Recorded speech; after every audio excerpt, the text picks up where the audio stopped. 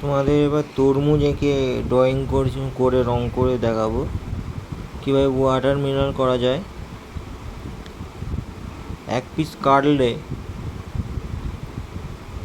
কেমন দেখতে লাগে সেই জিনিসটা আমি করে দেখাচ্ছি। এখানে ড্রয়িংটা করছি, দেখো বীজগুলো করে নিলাম, সাজিয়ে নিলাম এইভাবে। বীজগুলো করা হয়ে গেল, সরু বর্ডার দিয়ে নেবো একখানা, যাতে তরমুজের শেপটা আনতে আমার সুবিধা হয় এবং গায়ের যে খোলা থাকে সেই জিনিসটাকে আমি দেখাতে চাইবো। রং করার সময় কালার করবো যখন, তখন বুঝতে পারবে তোমরা সেই জিনিসটা। দেখো এবার ব্ল্যাক কালার দিয়ে আমি বর্ডার পেন্সিল আছে আমার, বর্ডার পেন্সিল দিয়ে তোমরা করতে পারো। বর্ডার পেন্সিল দিয়ে আগে সাইডগুলো বর্ডার নিয়ে নিতে পারো, তাতে জিনিসটা করতে আরও সুবিধা হবে এবং দেখতেও ভালো লাগবে। এইভাবে করে নিচ্ছি,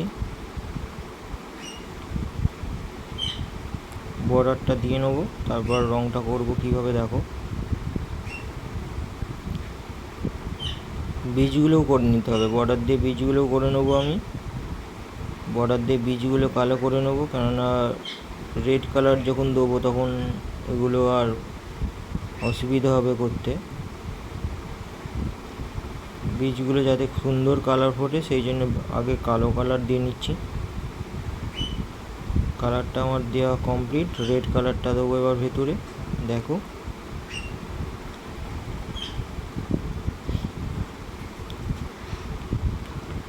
খুব সাবধানে রংটা করতে হবে, রংটা বেরিয়ে গেলে একদমই চলবে না। রংটা যাতে বেরিয়ে না যায়, সাইডে আগে ভালো করে বর্ডার দিয়ে নাও, তারপর রংটা ভেতরটা আস্তে আস্তে করো। সাইডগুলো খুব সাবধানে রং করতে হবে, সাইডে খুব ন্যারো জায়গাগুলো খুব সাবধানের সাথে রংটা করতে হবে। কালারটা সেইভাবেই ইউজ করতে হবে। দেখো কিভাবে কালারটা করছি, দেখলে বুঝতে পারবে। এই সাইডগুলো আগে আস্তে করে বর্ডার, ধীরে ধীরে বর্ডার দিয়ে নিচ্ছি আগে।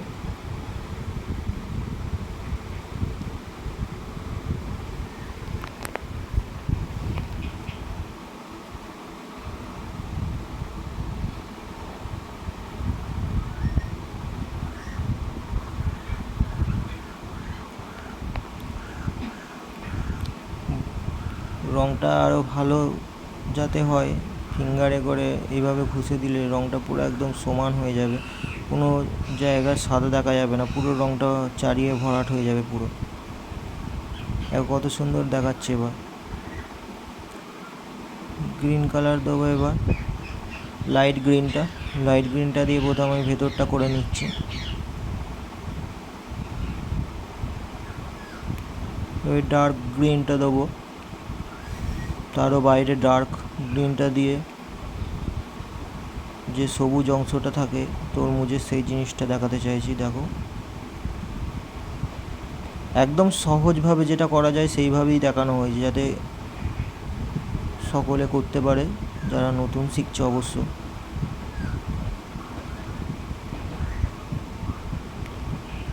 এইভাবে করলেই হবে তরমুজের শেপটা।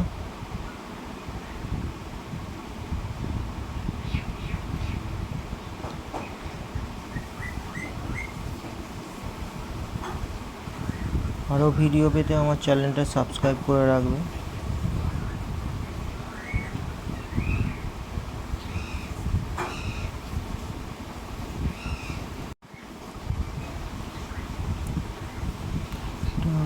জবা ফুল এঁকে দেখাচ্ছি কীভাবে করা যায়।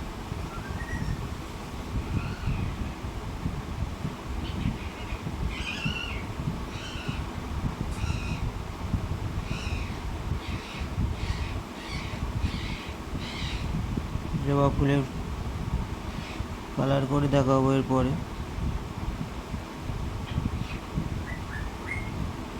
ড্রয়িংটা হয়ে যাক, তারপরে কালার করে দেখাবো। জবা ফুলের শীষটা করে দিলাম।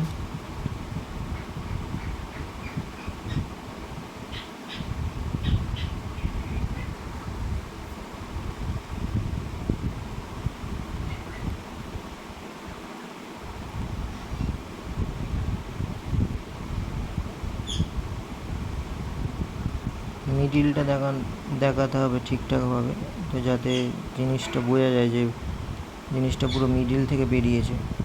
তো এবার ঠিক আছে পুরো।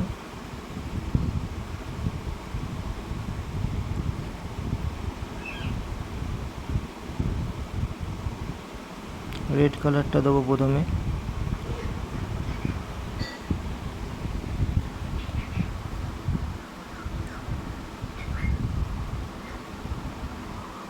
রেড কালারটা দিচ্ছি, দেখো সব পাপড়িগুলি রেড কালারটা আগে প্রথমে দিয়ে নেব।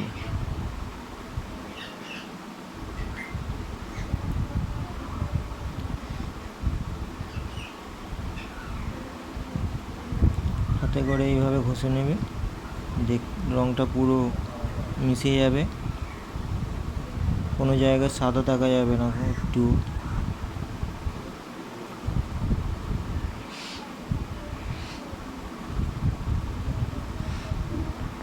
এইভাবে করে নিতে হবে।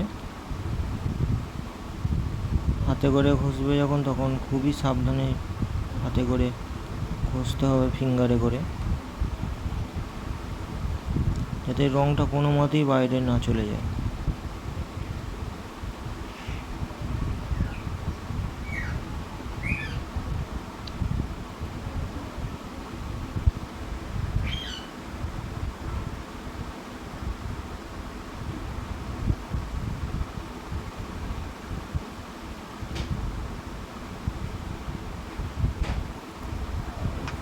গ্রিন কালারটা দেবে, গ্রিন কালারটা ডিপ গ্রিনটা দেওয়ার পর লাইট গ্রিনটা দেখো ভেতরে করে দিচ্ছি।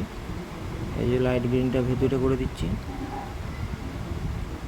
জিনিসটা এইভাবেই হবে। লাইট গ্রিনটা দেওয়া একটুখানি রঙটা দিয়ে দিলাম। ব্ল্যাক কালার দিয়ে এগুলো বর্ডারগুলো দেবো।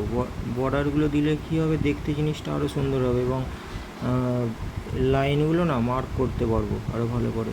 দেখো কীভাবে করি, দেখলেই বুঝতে পারবে। খুব ধীরে ধীরে করতে হবে জিনিসটা, পাতার শেপগুলোও বোঝা যাবে এবং এই জিনিসগুলো সেট দেওয়ারও কাজে লাগবে একটুখানি করে। দেখো এই যে বেঁকে পাপড়িগুলো বেঁকে বেরিয়েছে, সেই জিনিসটা পুরো বোঝা যাচ্ছে। যেদিক দিয়ে পাপড়িগুলো যেদিক দিয়ে বেরিয়েছে সেদিক দিয়েই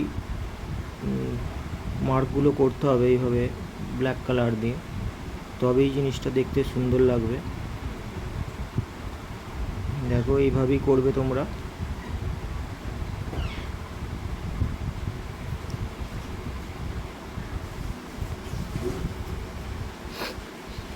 সাইডে বর্ডার দিয়ে নেবে এইভাবে, পাতাটাকেও বর্ডার দিয়ে নেব দেখতে ভালো লাগার জন্য।